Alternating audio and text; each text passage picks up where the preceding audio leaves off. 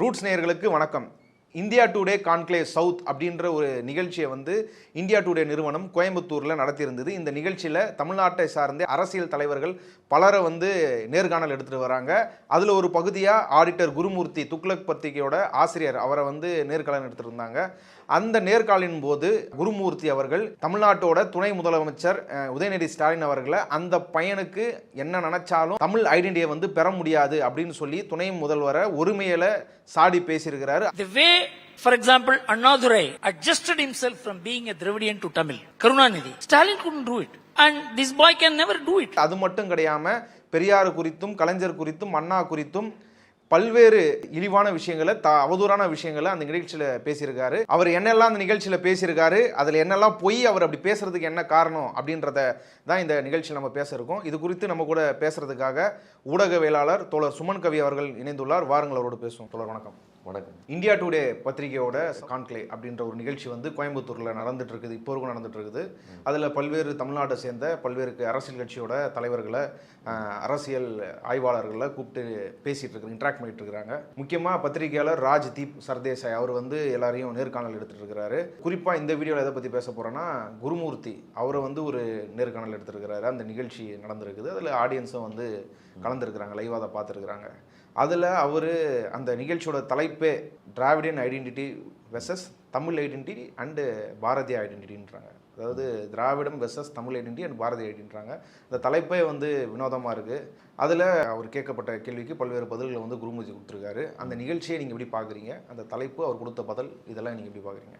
ராஜ்தீப் சர்தேசாய் இவரை கூப்பிட்டு, குருமூர்த்தியை கூப்பிட்டு ஆரம்பிக்கும் போதே முதல் கேள்வியிலே எதிலிருந்து ஆரம்பிக்கார்னா, துக்ளக் தலையங்கத்தில் ஒரு கட்டுரையில் நீங்கள் திராவிடம் தமிழ் ஐடென்டிட்டியை திருடிவிட்டது அப்படின்னு சொல்கிறீங்க. ஒரு பெரிய அபாண்டமான குற்றச்சாட்டை வைக்கிறீங்க. எந்த அடிப்படையில் வைக்கிறீங்க அப்படின்னு கேட்குறாப்புல. இந்த கேள்வியை கேட்ட உடனே அவர் ஏற்கனவே அந்த தலையங்கத்தில் என்னென்னலாம் கொட்டியிருக்கிறாரோ அதையும் சேர்த்து இதில் கூடுதலாக தன்னுடைய ஆதங்கத்தை கொட்டுகிறார். இப்போ பொதுவாக இந்த கேள்வியிலேருந்தே முரண்பாடு இருக்குது. நீங்கள் கேட்ட மாதிரி டைட்டில் இருக்கு இல்லையா, திராவிடம் வெர்சஸ் தமிழ் அண்டு பாரதியம்னு சொல்கிறாப்புல இல்லையா, இதை நாம் நுட்பமாக புரிஞ்சுக்கிட வேண்டியது இருக்குது. இவங்க என்ன பண்ணுறாங்க அப்படின்னா, அதுவும் குறிப்பாக இந்த குருமூர்த்தி வைக்கிற வாதம் இருக்கு இல்லையா, அது சற்றும் தளர்ந்ததல்ல. அதாவது இங்கே சீமான் என்னென்ன வாதங்களை திராவிடத்துக்கு எதிராக வைக்கிறாரோ அதே கண்ணோட்டங்களை தான் ஒரு கொஞ்சம் பாலிஸ்டாக கொஞ்சம் மாற்றி வைக்கிறாப்புல. என்ன அப்படின்னா, நாம் எதற்காக திராவிடங்கிற அந்த புள்ளியை தொட்டோம் அப்படிங்கிறதுக்கு பின்னாடி தமிழ்ங்கிற அடையாளத்தை மட்டும் வைத்து கொண்டால் அதுக்குள்ளே பார்ப்பனர்கள் வந்து விடுவார்கள். இப்போ பார்ப்பனர்கள் வருவதில்லை பிரச்சனை. இப்போ நீங்கள் திராவிடங்கிற ஐடென்டிட்டிக்குள்ளே நானும் இயங்குகிறேன், திராவிடத்தின் கண்ணோட்டத்திற்கு நான் வேலை செய்கிறேன்னு ஒரு பார்ப்பனர் வர்றதுக்கு குற்றம் கிடையாது. ஆனால் தமிழ் என்கிற ஐடென்டிட்டிக்குள்ளே ஏற்கனவே ஊவேசாவிலிருந்து பல்வேறு நபர்கள் உள்ளே இருந்து கொண்டு உள்ளடி வேலை செய்து அதை தெய்வீக தமிழ் அப்படிங்கிற எல்லைக்கு அதை இழுத்து போவார்கள். அது வேண்டாம். திராவிடம் என்பது ஒரு சமத்துவத்தை நாடுகிற கோட்பாடு, அவ்வளோதான். இந்த கண்ணோட்டத்தில் தான் திராவிடம் வெர்சஸ் பார்ப்பனியம், சனாதனம்னு நாம் பிரித்து வச்சுருக்கோம். ஆனால் அதை தமிழையும் சனாதனத்தையும் ஒன்றுபடுத்தி கொண்டு திராவிடம் என்பது இதற்கு வேறாக இருந்தது, முரண்பாடாக இருக்கிறது அப்படின்னு சொல்லி பேசியது தான் இந்த குருமூர்த்தியினுடைய முழு பேச்சும். அதில் என்ன ஒரு விஷயம் அப்படின்னு சொன்னால், குருமூர்த்தி மற்றும் இன்ன பிற துக்ளக் வாசகர் வட்ட அல்லது அந்த வாசகர்கள் இருக்காங்க இல்லையா, பார்ப்பன சனாதன அடிவரடிகள், இவர்கள் எவ்வாறு தோற்று போயிருக்கிறார்கள் அப்படிங்கிறதுக்கான ஆதங்கத்தை தான் அந்த பேட்டியில் உள்ள சொல்கிறாப்புல. அவர் என்ன சொல்கிறாரு, நீங்கள் திருக்குறளே சொல்லியிருக்கிறது, பார்ப்பனர்களின் காலடியில் காலை தொட்டு வணங்கித்தான் நீங்கள் எல்லா ஒரு காரியங்களையும் நீங்கள் ஆரம்பிக்கணும் அப்படின்னு சொல்லியிருக்குது. பார்ப்பனர்களின் அதாவது நீங்கள் கணக்குப்படி திருவள்ளுவரே சொல்லியிருக்காரு. சனாதனத்தை சிலப்பதிகாரம் போற்றுகிறது அப்படின்லாம் சொல்கிறாரு. சனாதனத்தை சிலப்பதிகாரம் எங்கே போற்றுகிறது, எந்த இடத்தில் போற்றுகிறது, அதுக்கு ஏதாவது ஆதாரம் இருக்கா? ஒன்றும் கிடையாது. இன்னொன்று, பிறப்புக்கும் எல்லா உயிர்க்கும் அப்படி சொன்னது மட்டும் இல்லை, ரெண்டாவது வரி 2 வரி தான். ரெண்டாவது வரியில் சிறப்பொவ்வா செய்தொழில் வேற்றுமையான் அப்படிங்கிறாரு. இவனுக்கு என்ன பண்ணுவானுங்க அந்த சங்கி புயலுங்கள்லாம், பிறப்புக்கும் எல்லா உயிர்க்கும் ரெண்டாவது இது வந்து சிறப்புவா செய்தொழில் வேற்றுமையான்ங்கிறது, செய்தொழில் வேற்றுமையால் சிறப்புகள் வருகிறது அப்படின்னு ஒளிப்புற கொடுப்பாங்க. அப்படி கிடையாது. பிறப்பு எல்லோருக்கும் சமம். அதை போல செய்தொழில் வேற்றுமையால் மட்டும் வேற்றுமை, அதாவது சிறப்பு ஒவ்வாது, சிறப்பு வருவதில்லை. நீ ஒரு வேலை செய்கிறாங்கிறதுனால நீ ஒன்றும் சிறப்பானவன் கிடையாது. மனிதர்கள் சமமானவர்கள், எல்லோரும் பிறப்பால் சமமானவர்கள்னு சொன்னது தான் திருவள்ளுவர். இதில் எங்கே சனாதனம் இருக்குது?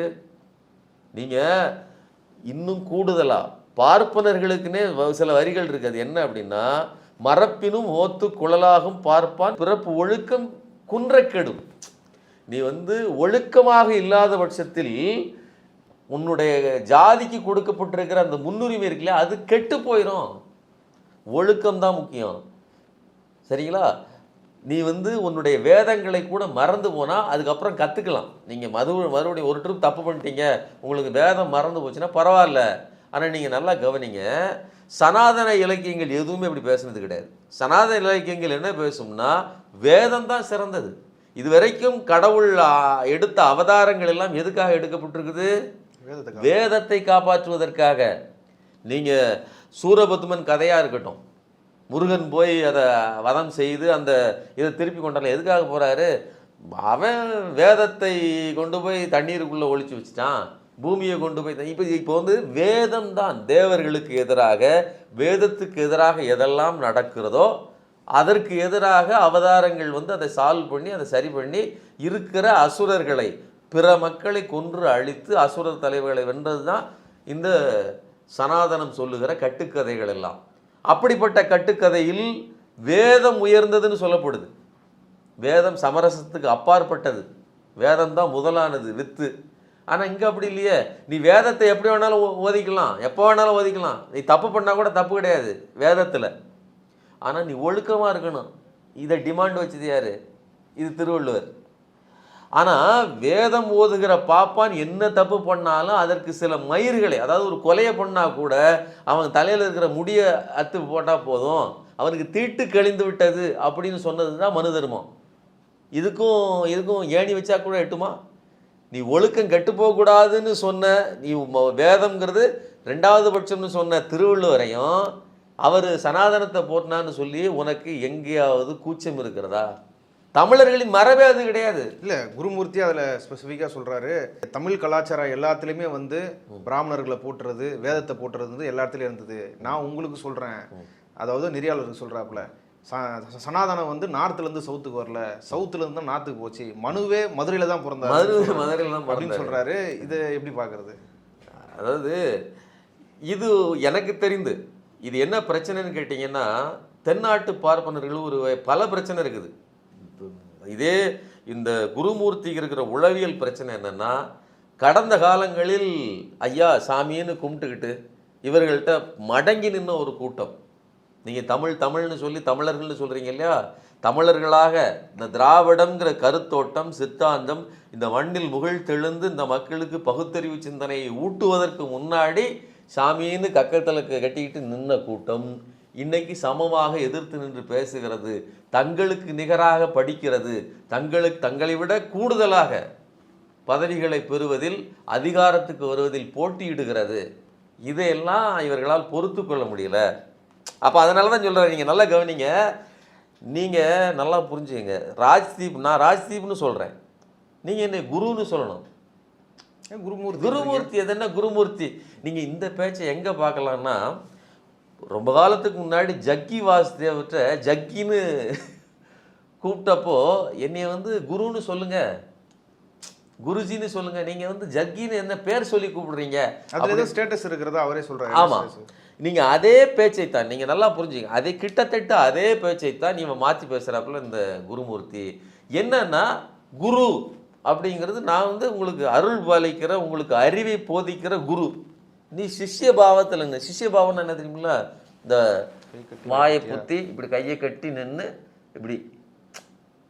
இப்படி நின்று பேசணும். இந்த வார்த்தை கூட அந்த வார்த்தை மூச்சு காத்து கூட உன் மேலே தொட்டக்கூடாது. அப்போ அவர் கேள்வி கேட்கறது அப்படிதான், இப்படி நிற்கணும் நீயே. இந்த கேள்வியாக அவர்கிட்ட அப்படிதான் கேட்கணும். ஆமாம், அந்த தோரணையை தான் சொல்கிறாப்புல. ரெண்டு பிரச்சனை. ஒன்று வந்து ராஜ்தீப்டே அதை சொல்கிறாரு, நாங்கள் எப்படி இருந்தோம் தெரியுமா, காலில் எல்லாரும் எங்கள் காலில் வந்து விழுந்து வணங்கிட்டு போவாங்க, இப்படித்தான் கடந்த காலம் இருந்தது, இதை பின்பற்றியது தான் தமிழர் கலாச்சாரம் அப்படிங்கிறாரு. இதில் இப்படிப்பட்ட ஒடுக்குமுறை தமிழர்களுக்கு இருந்துதான்னா இருந்துச்சு. அதற்கு முரணாகத்தான் பெரியார் இயக்கம் போராடி இருக்கிறது அப்படிங்கிற செய்தியும், இது இன்னைக்கு இல்லையே, அதை வந்து பெரியார் இயக்கம் திராவிட இயக்கம் ஒழித்து விட்டதே அப்படிங்கிற அந்த வெறுப்பு இருக்குல்ல, இந்த மக்கள் மேல உள்ள வெறுப்பு, இது எல்லாமும் தான் மொத்த பேச்சு. அப்போ என்கிட்ட நீ குருன்னு சொல்லலை அப்படிங்கிறாரு. உடனே ராஜ்தீப் ஒரு விஷயத்த சொன்னாப்புல, நான் உங்களை குருஜின்னு நான் குருன்னு கூப்பிடுவேன், அப்புறம் அது குருஜி அப்படின்னு மாதிரி கடைசியில் அது கோல்வால்கரை கூப்பிட்ட மாதிரி ஆகிடும் அப்படின்னு சொல்லிட்டு, சரி அப்படின்னு சொல்லிட்டு அடுத்த வரியிலேயாவது சரிங்க குரு அப்படின்னு தானே கூப்பிடணும். ஆனால் அப்படி சொல்லல, எஸ் மிஸ்டர் குருமூர்த்தி அப்படின்னு மறுபடியும் அதாவது முன்னாடி நான் இப்படி மாற்றி சொல்ல முடியாதுங்கிறத அவர் அங்கே ஒரு ஜனநாயகவாதியாக அடிச்சு தூக்கிட்டாப்புல ஒன்று. இன்னொன்று, இந்த குருமூர்த்திக்கு வடநாட்டில் போனால் இந்த தென்னாட்டு பார்ப்பனர்களுக்கு அம்மஞ்சலிக்கு மதிப்பு கிடையாதுங்க. இங்கே இருக்கக்கூடிய தென்னாட்டு பார்ப்பனர்கள் நீங்கள் ஒன்றும் வேண்டாங்க, கர்நாடக இசை ஆஹா ஓஹோ அப்படிம்பாங்க. பாம்பேயில் போய் ஒரு கர்நாடக இசை கச்சேரி ப்ளஸ் இந்துஸ்தானி ரெண்டையும் சேர்த்து ஒரு இசை கச்சேரி வச்சாங்கன்னா இந்த கர்நாடக சபாக்காரங்கள ஒரு செகண்டரி கிரேடாக தான் இங்கே மதிப்பாங்க. அங்கே இந்துஸ்தானி தான் நாங்கள் தான் பெரிய தலைக்கட்டு அப்படின்னு காட்டக்கூடிய ஒரு ஆட்டிடியூட் வடநாட்டு பார்ப்பனர்களுக்கு உண்டு. இல்லை, இவரே ஆங்கரே சொல்கிறாருல, நீங்கள் சொல்லக்கூடியது வந்து அங்கே முடிவாகும் பாஜக தலைமையில், நீங்கள் சொல்கிறதெல்லாம் முடிவாயிட்டு இருக்குது இல்லைன்னு சொல்கிறாரு. ஆமாம், அதாவது என்னென்னா தென் மாநிலத்தில் இவருடைய, அதாவது குறிப்பாக தமிழ்நாடு வெல்ல முடியாத ஒரு பகுதியாக இருக்குது. பாஜக இந்த பார்ப்பன கூட்டத்தில் மட்டும்தான் பிரபல்யமான ஒரு கட்சியாக இருக்குது.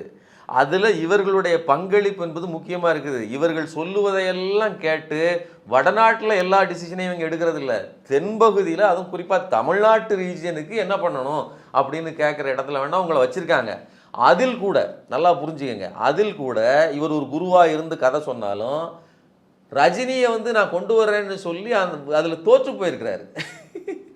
அதனால் உங்களுடைய நீங்கள் ஒரு குருவாக அல்லது குருவாக கூட கிடையாதுங்க, நீங்கள் ஒரு புரோக்கர் தானேங்க, அரசியல் புரோக்கர் தானேங்க. இப்போ சீமானை சந்திப்பதற்கு ஏற்பாடு பண்ணி ஒருத்தர் கொடுக்குறாரு, ரஜினியை போய் சந்திச்சுட்டு வர்றாப்புல, அது என்ன குரு நிலையா? அப்படி கிடையாது. அது வந்து ஒரு இணக்கமாக ரெண்டு பேரையும் சேர்த்து பேசி விடுறது தான். அதே மாதிரியான ஒரு நிலையில் நீங்கள் இருக்கிறீங்க. நீங்கள் பார்ப்பனருங்கிறத தாண்டி மற்றபடி எந்த ஒரு சிறப்பம்சமே கிடையாது. நான் அதை தான் சொல்கிறேன். பிக்மெண்டேஷன் அப்படிங்கிற வார்த்தையை இதே மாதிரியான ஒரு ஆங்கில ஊடகத்தில் பேசும்போது நம்ம சுப்பிரமணிய சாமி சொல்வார், அதாவது கலர். இந்த கலரில் கூட பார்ப்பனர்கள் எல்லோருமே ஜெனட்டிக்கலி ஆரியன் கிடையாது. நீங்கள் இங்கே இருக்கக்கூடிய தமிழ்நாட்டு பார்ப்பனர்கள் இங்கே பல ஜாதிகளும் கலந்து அவர்களையும் கூட கருப்பானவர்கள் நிறைய உண்டு. அப்போ அவர்கள் வந்து நாம் வந்து இப்போ மறுபடியும் ஜெனட்டிக்கலி அவர்களை இழிவுபடுத்துவதற்காக அந்த கேட்டகரைசேஷன், நீங்கள் ஆரியர்கள் அப்படின்னு நம்ம சொல்கிறது இல்லை, சிந்தனையால் நீங்கள் ஆரியராக இருக்கீங்க. ஆனால் அவன் என்ன பண்ணுறான், நீ ஜெனட்டிக்கலியே கருப்பாக இருக்கிற, அதனால் வடநாட்டில் உன்னை மதிக்க மாட்டேங்கிறான். இல்லை, அவரே அதிருப்தியாக சொல்கிறாப்புல, நான் சொல்கிறதெல்லாம் முடியாவதுன்னு சொல்லாதீங்க, கேட்டுக்கிறாங்கன்னு சொல்லுங்கள், எதுவும் முடியாவது இல்லை அப்படின்னு குருமூர்த்தியே அதிருப்தியாக அதில் சொல்கிறாங்க. இருக்குல்ல, அதுக்கு ரெண்டு காரணம். ஒன்று, இந்த ரீஜியனுக்கு உன்னை மதிக்கிறேன் அவ்வளோதானே தவிர உன்னைய ஜெகத்குருவாலாம் மதிக்கலை. நீ என்னை குருன்னு கூப்பிட்டுட்டு சுவாமி அப்படின்னு நான் வந்து நிற்க முடியாது. இதைத்தான் பாஜகவே இவரை வந்து வச்சிருக்குது. ஓகே, சரிங்களா? ஒன்று, நீங்கள் மனு இங்கே பிறந்தாரு, சித்தாந்தமே இங்கே பிறந்ததுன்னு சொல்வதற்கு காரணம் அங்கே இவர்களை மதிப்பதில்லை. ஆரியவர்த்தம் அதுதான் ஆரியத்தினுடைய மூலம், அதுதான் வந்து சனாதனத்தின் எங்களுடைய ஆரியவர்த்த பகுதி தான் சனாதனத்தின் மூலம். நீங்கள்லாம் பின்னாடி போய் அங்கே திராவிடர்களோடு சூத்திரர்களோடு கலந்த ஒரு கூட்டம்ங்கிற அடிப்படையில் தான் இவர்களை மதிக்கிறார்கள். அதனால் தமிழ்நாட்டு பார்ப்பனர்களுக்கு அல்லது தட்சண பிராமணர்களுக்கு ஒரு கிரேடு கம்மி தான் அவர்களுடைய வர்ணாசிரம கோட்பாட்டின்படியே. இருந்தாலும் ரெண்டு பக்கம் பேலன்ஸாக இருக்க வேண்டியிருக்குது. ஒரு பக்கம் இந்த பார்ப்பனர் அல்லாத சூத்திர மக்கள்லாம் எங்கள் காலடியில் விழுந்து கிடந்தார்கள் அப்படின்னு இல்லாத ஒரு பொய்யை திருக்குறளை பற்றி சொல்கிறாரு. அதே மாதிரி அங்கே வந்து நீங்கள் என்னை குருன்னு கூப்பிடுங்க அப்படின்னு சொல்லி பிச்சை கேட்கிறார். அதே நேர்காணலில் ஏற்கனவே சனாதன எதிர்ப்பு மாநாடுன்னு சொல்லி தாமுக கேசா வந்து நடத்தியிருந்தாங்க. அந்த நிகழ்ச்சியில் வந்து அந்த உதயநிதி ஸ்டாலின் அந்த மாநாடுல பேசின ஒரு சின்ன கிளிப்பை வந்து போட்டு காட்டுறாங்க. கொசு, டெங்கு காய்ச்சல், மலேரியா, கொரோனா இதையெல்லாம் வந்து நம்ம எதிர்க்கக்கூடாது, ஒழித்து கட்ட வேண்டும். சிலவற்றை வந்து நாம் ஒழிக்கத்தான் வேண்டும், எதிர்க்க முடியாது. போட்டு காட்டு, இதை பற்றி உங்கள் ஒப்பீனியன் என்ன அப்படின்னு குருமூர்த்தி கேட்டிருக்கிறாங்க. அதாவது சனாதனத்தெல்லாம் ஒழிக்கணும், அதை எதிர்க்கக்கூடாது, ஒழிக்க வேண்டிய ஒரு விஷயம் டெங்கு மலேரியா மாரி உதயநிதி ஸ்டாலின் அவர்களை பேசின விஷயம். அதுக்கு இவர் முதல்ல ஒரு பதில் சொல்கிறாரு, உதயநிதி ஸ்டாலின் வந்து ஜென்டில்மேன், இதை விட கேவலமாலாம் அவங்க மூதாதையர்கள் பேசியிருக்கிறாங்க, இவர் ரொம்ப ஜென்டில்மேன் மாரி பேசுகிறாருன்னு ஒரு ஸ்டேட்மெண்ட் சொல்லிட்டு அதுக்கப்புறம் பின்னாடி ஆனால் அதை எதிர்த்து பேசுகிறேன் அண்ணா வந்து அதுக்கப்புறம் தமிழ் ஐடென்டிட்டி வாங்கிட்டார், தேடிக்கிட்டாரு, உருவாக்கிட்டாரு, கலைஞர் உருவாக்கிட்டாரு, ஸ்டாலினால் இப்போ உருவாக்க முடியல, இந்த பையனால் அப்படி அந்த வீடியோ கை காமிச்சு இந்த பையனால வாழ்நாள் முழுக்க அப்படி ஒன்று உருவாக்கவே முடியாது. The way, for example, Annadurai adjusted himself from being a Dravidian to Tamil, Karunanidhi, Stalin couldn't do it, and this boy can never do it. அப்படின்னு ரொம்ப உரிமையில் துணை முதல்வரை பேசியிருக்காரு. அது எப்படி பார்க்குறீங்க? இல்லை, இதெல்லாம் வந்து அதாவது ஒருமையில் பேசினார், அது 2வது வரி. அதுக்கு முன்னாடி அந்த வீடியோ போடுங்கப்பா அப்படின்னு சொல்லும்போது ஓ பிட்டி, அதாவது என்ன ஒரு பரிதாபம். அந்த வீடியோ இந்த வீடியோவை பார்த்து தான் நம்ம பேசணுமா? Some people in the audience need to be reminded of what Udaynidhi had said at the time. Can we play that? What Udaynidhi said? It's a pity that I have to listen to what he says and comment on it. நீ யார் ராஜா? அவர் தமிழ்நாட்டினுடைய துணை முதலமைச்சர். நீ யார்? நான் என்ன சொல்கிறேன், ஒரு கூட்டத்தின் பிரதிநிதினே அவங்கள வச்சுக்கிடுவான். இது வரைக்கும் இந்த கூட்டத்தால் ஒரு கவுன்சிலர் சீட்டு, ஒரு வார்டு மெம்பர் சீட்டை கூட நீங்கள் வந்து தனித்து நின்று பிடிச்சிங்களா?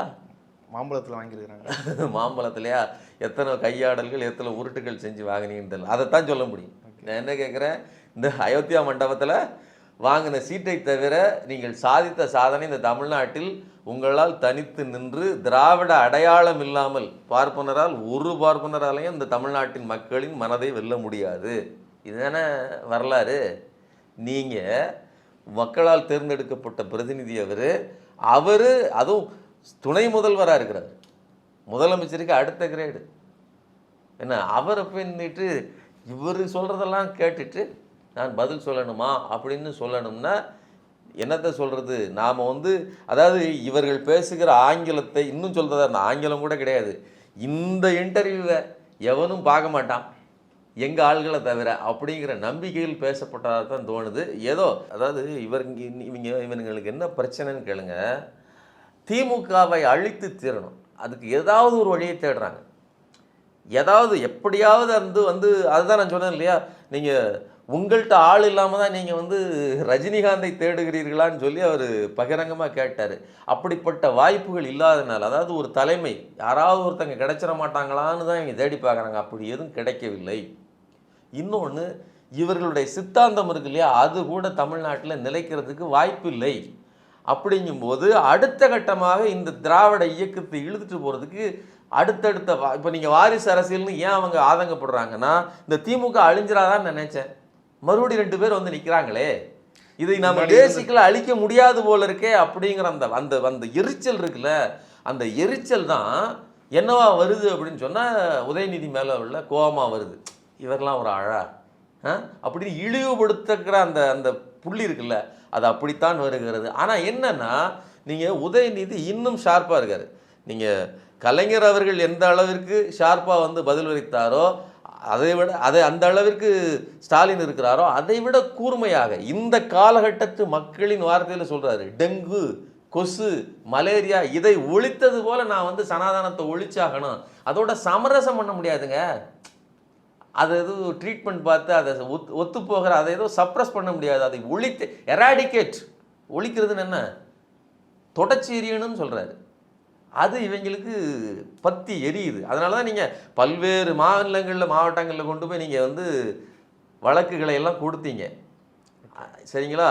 அப்போது இந்த எரிச்சல் தான் உதயநிதி கொடுத்துக்க சொல்ல வரும்போது வந்து தன்னோட வெளிப்படுதுன்னு நான் சொல்கிறேன். இந்த வீடியோவை ப்ளே பண்ணி முடித்த உடனே உதயநிதி கூட கொஞ்சம் நாகரிகமாக தான் பேசுகிறாப்புல. ஆனால் இதை விட மூர்க்கமான ரோட்டன் அழுகி போன வார்த்தைகளால் பிராமின்களை, அதாவது பார்ப்பனர்களை விமர்சிப்பது, சனாதனத்தை விமர்சிப்பதெல்லாம் நடந்திருக்குது அப்படின்னு சொல்கிறாப்புல. Rajdeep, You have no familiarity with how Tamil Nadu and DMK politics evolved in 1950s and 60s. This is at least listenable. They used to talk in such rotten language, which cannot be printed. We have listened to all that. This more gentlemanly presentation of Sanatana Dharma. You don't know the kind of pain religious people had undergone in Tamil Nadu because of these third-rate people who had come into politics in the name of Dravidianism have caused the collapse of the Tamil Nadu society. அதாவது உண்மையிலேயே உதயநிதி அவர்கள் ஷார்ப்பாக பேசுகிறாரு, ஆனால் நாகரிகமாக பேசுகிறார். இந்த political நீங்கள் அந்த ஸ்டேட்மெண்ட்டுக்கு எதிராக எந்த விதத்துலையும் நீங்கள் அவரை இது பண்ணவே முடியாது. அதை நீங்கள் அப்போஸ் பண்ண போட்டார். நான் பேசுனதை பின்வாங்க போகிறதில்ல. ஏன் போட முடியாது? ஏன்னா முடியாது. அவர் ஒன்றும் அதாவது பொலிட்டிக்கல் ரீதியாக, அதாவது வெளியில் பேச முடியாத வார்த்தைகள்லாம் பேசலை. அவர் சொன்னது ஒரு ஸ்டேட்மெண்ட்.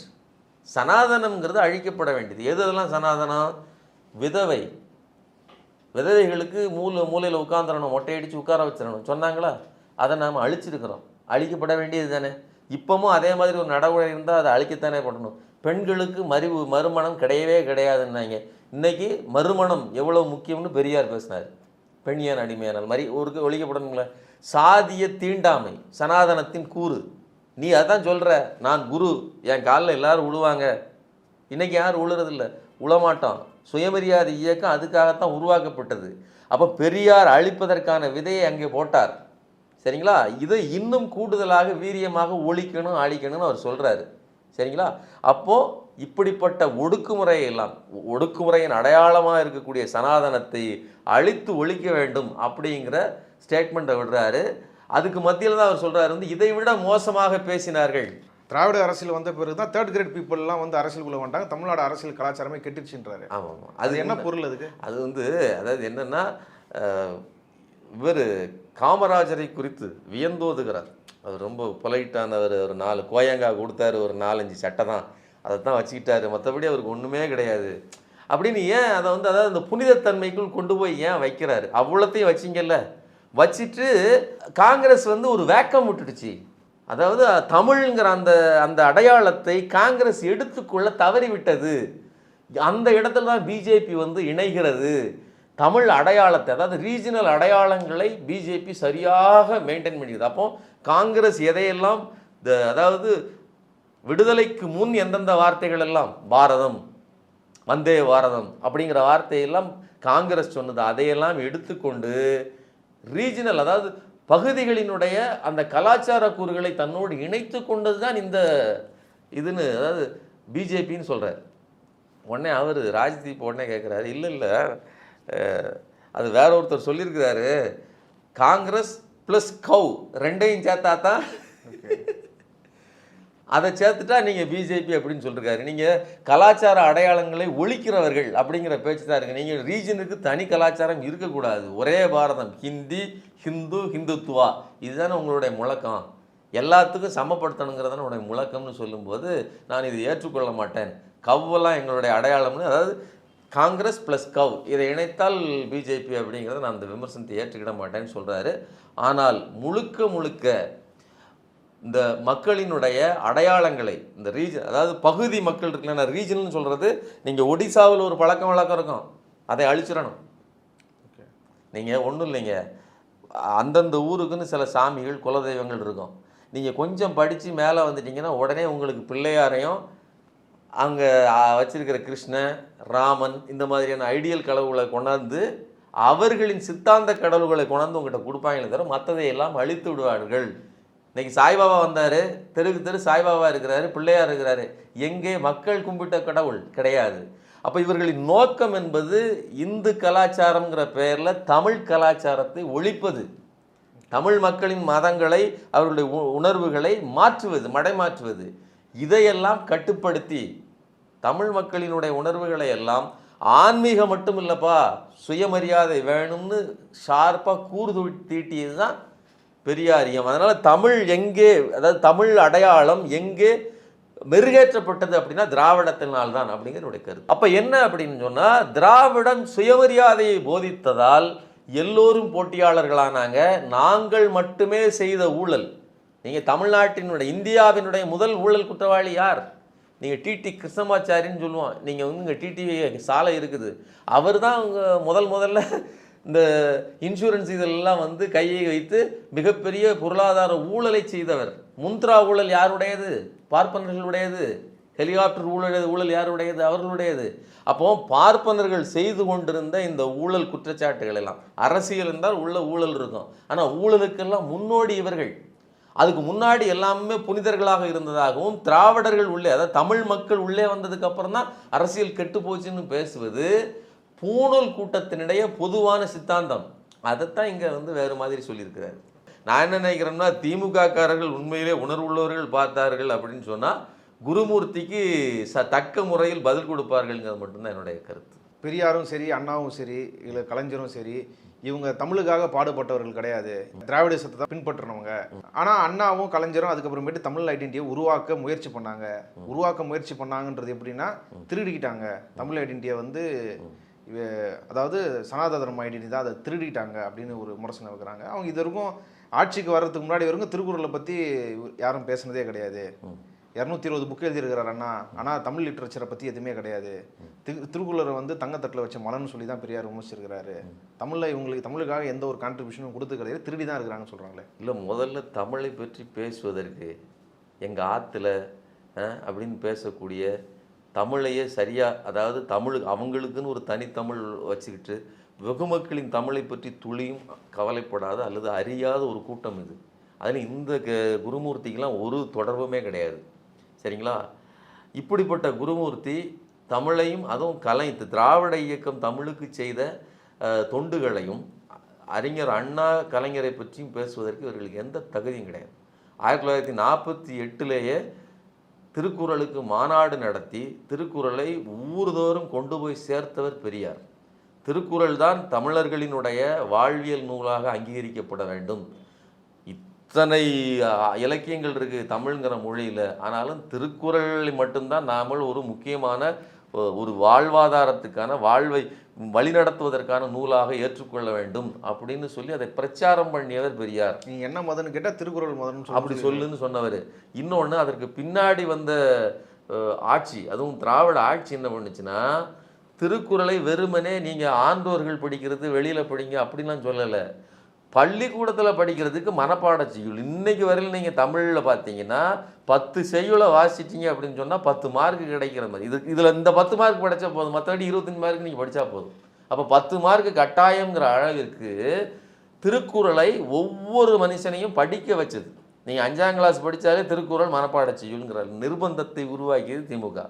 அது மட்டும் இல்லை, லைட்டாக எழுத்து கூட்டி படிப்பாங்க, நான் எனக்கு பள்ளிக்கூடம் போனதில்லை அப்படின்னு சொல்லி பஸ்ஸில் ஏறினா போதும், தீயினால் சுட்டவுன்னு உள்ளாரும் ஆறாதே நாவினால் சுட்ட வீடு. இதை எங்கே படிச்சிருப்பான்னு பார்த்தோன்னா, நீங்கள் பஸ்ஸில் தான். பஸ்ஸு தோறும் இந்த திருக்குறளை எழுதி கொண்டு வந்தார் கலைஞர்.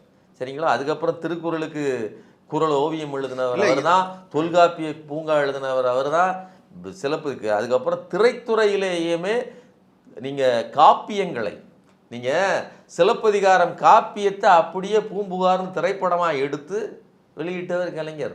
நீங்கள் இவனுங்கெல்லாம் என்ன பண்ணிட்டு இருந்தாங்க, ராமாயணத்தையும் மகாபாரதத்தையும் கதையாக்கிக்கிட்டு மண்டையில் அந்த வடநாட்டு காப்பியங்களை கொண்டு வந்து சேர்ப்பதற்கு செய்து கொண்டிருந்த நேரத்தில் திமுக தான் தமிழை தூக்கி நிறுத்தியது. இப்போ நீங்கள் சொல்கிறதெல்லாம் வந்து திமுக ஆட்சி அமைச்ச பிறகு தமிழ்நாட்டில் இதெல்லாம் செஞ்சது.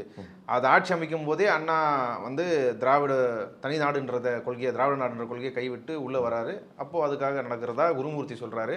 அதுக்கு முன்னாடி அவங்க தமிழுக்கு எந்த கான்ட்ரிபியூஷனும் பண்ணலை ஆட்சி வரதுக்கு முன்னாடின்னு சொல்கிறாங்களே. இல்லை, நான் தான் சொல்கிறேன், திருக்குறள் மாநாடு 48 நடந்துச்சுங்கிறது ஒரு செய்தி. இன்னொன்று, 38 ஹிந்தி இம்போசிஷன் செய்தது யார்? ராஜாஜியை பின்னாடி சொல்கிறார் அந்த பேட்டியினுடைய கடைசியில். Rajaji is a great man. அவர் வந்து காமராஜரோட ரைவலரியாக இருந்தாரே தவிர பின்னாடி அதை அவர் ரியலைஸ் பண்ணார். ஆனாலும் கூட அவர் வந்து ஒரு மிகச்சிறந்த அறிவாளி. அவரை நான் போற்றுகிறேன். நீங்கள் அந்த மொத்த பேட்டிலையும் தமிழ்நாடு அவ்வளவு கரிச்சு கொட்டிட்டு, தமிழ்நாட்டில் வேறு ஆளுமே இல்லையா, நீங்கள் பார்த்து வியக்கக்கூடிய நபர் யார் அப்படின்னு சொல்லுங்கன்னா, ராஜாஜியை சொல்கிறாப்புல, உவேசாவை சொல்கிறாரு, ராஜாஜியை சொல்கிறாரு. ராஜாஜி யார்? 1938 ஹிந்தி இம்போசிஷன், ஹிந்தி திணிப்பை செய்தவர். ஹிந்தி திணிப்புக்கு எதிராக யாரெல்லாம் போராடினா, மறைமலை அடிகள் போராடினாரு, அப்புறம் பெரியார் போராடுறார். பெரியாரின் மூர்க்கமான போராட்டம், அவர் சிறைக்கு போயிடுறாரு. சிறையில் இருக்கும்போது பெரியாரின் மகள் சொல்கிறாங்க, நீலாம்பிகை அம்மையார் வந்து கூட்டத்தை கூட்டி பெண்கள் மாநாடு நடத்தி சென்னையில் பீச்சில் நடந்த மாநாட்டில் தான் மிகப்பெரிய பெண்கள் கூட்டத்துக்கு பற்றியெல்லாம் தமிழர் தலைவர் பெரியார்னு சொன்னாங்க. திராவிட இயக்க சித்தாந்தம், திராவிடம் வந்து 1920களில் அப்படி சீடா இருந்துச்சு. அப்பதான் முகிழ்ச்சி எழுந்துச்சு.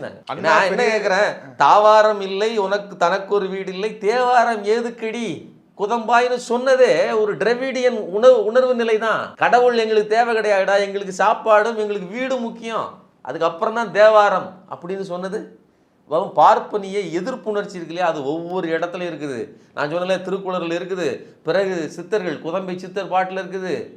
என்ன கடவுளை பற்றி அத்தனை விமர்சனங்கள் இருக்குது. நீங்கள் என்ன அப்படின்னா பெரியார் அதை அக்குமுலேட் பண்ணுறாரு, அவ்வளோதானே தவிர அதுக்கு நாம் திராவிட சித்தாந்தம்னு ஒரு உருவகம் கொடுக்குறோமே தவிர அதுக்கு முன்னாடியும் அதற்கான தெரிப்புகள் இருந்துக்கிட்டே இருந்துச்சு. ஆனால் இந்த பார்ப்பன கூட்டத்துக்கிட்ட என்ன இருந்துச்சு, சனாதனம் இருந்துச்சு. நீங்கள் ராஜராஜ சோழனை வந்து அப்படி புகழ்றாப்புல.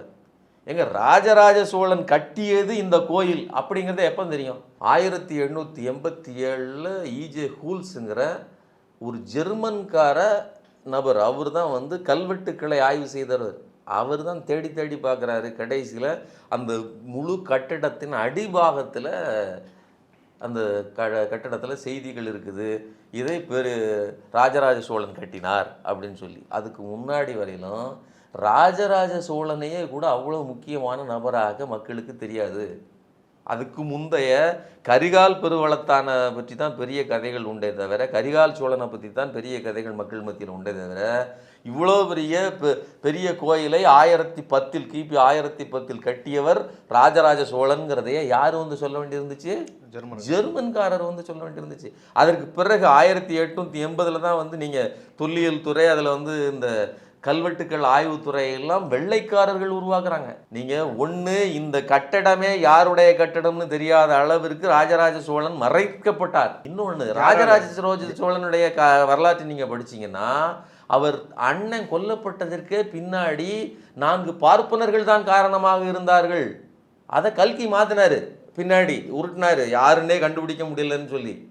ஆனால் பார்ப்பனர்கள் நாடு கடத்தப்பட்டாங்க ராஜராஜ சோழன் ஆட்சியில். இது வரலாறு. அது மட்டும் இல்லை, இந்த தேவாரம் இருக்கு இல்லையா, தேவாரம் திருவாசகம், இந்த திருமுறைகளை 11 திருமுறைகளையும் கோயில்களை பூட்டி வச்சது யாரு? அது துறையா? உள்ளே இருக்கக்கூடியதெல்லாம் மண்ணரிச்சு போய் கிடக்குது, அது என்ன புத்தகங்கள், அது என்ன ஏடு அப்படின்னு தட்டி எடுத்து மறுபடியும் அதை வந்து புதிதாக வந்து எழுத சொல்லி அதை வெளி உலகத்துக்கு கொண்டாந்தாருன்னு சொல்லி வரலாறு சொல்லுகிறது. இதுக்கெல்லாம் பின்னாடி இந்த அதாவது பழந்தமிழ் சுவடிகளை மறைத்தது, அந்த மன்னனுடைய வரலாற்றையே மறைத்து மக்களுக்கு தெரியாத அளவுக்கு பண்ணது. கோயிலில் நீ தானே இருந்த, கோயிலை கட்டணும் உனக்கு தெரியாமல் இருக்குமா? ஆனால் கடைசியில் ஒரு ஜெர்மன்காரன் வந்து தான் சொல்லணும்னா, நீ இன்னைக்கு ராஜராஜ சோழன் ஏன் பொங்குற? அப்போ நீ தான் தமிழ் அடையாளங்களை வந்து மறைத்ததும் நீ தான், தமிழ் அடையாளங்களை இன்னைக்கு திருடுறது நீ. திராவிடத்தை பேசாத, இதுதான் உண்மை. ஆரியம்தான் தமிழ் அடையாளங்களை மறைத்தது.